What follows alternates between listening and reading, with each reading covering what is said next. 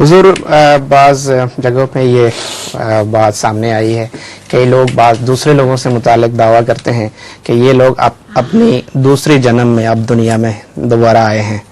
तो वो अपने कहते हैं कि पहले जन्म के बाज़ वाक़यात वो सुनाते हैं और दूसरे लोग तायद भी करते हैं, तारीख़ी बाज़ शवाहिद भी कहते हैं पेश करते हैं।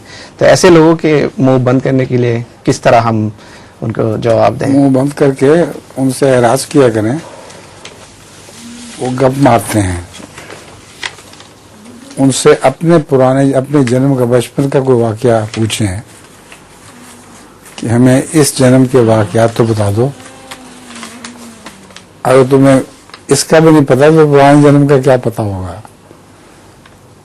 वो सब झूठ है, किससे बनाया हुए लोगों ने। बांग्लादेश आपका बेटा पास बैठा हुआ है। जी। आप दोनों की अचकनें पेट पर से खुली है, क्या वजह है? रेडीमेड है ना ये ज्यादा। हैं? बटन नीचे तक नहीं लगा अभी। क्या हो गया? रेडीमेड है कहते हैं। रेडीमेड उनकी और आपकी दोनों की पेट से बड़ी खुली है। वो असल मेरे ख्याल मॉडलिंग के हिसाब से बनाते हैं, मोटे आदमी की बनाते हैं। हाँ। ये तो मैंने अभी छोटी करवाई थी उनसे। अच्छा, छोटी होने के बाद ये हाल है। फरमाइए।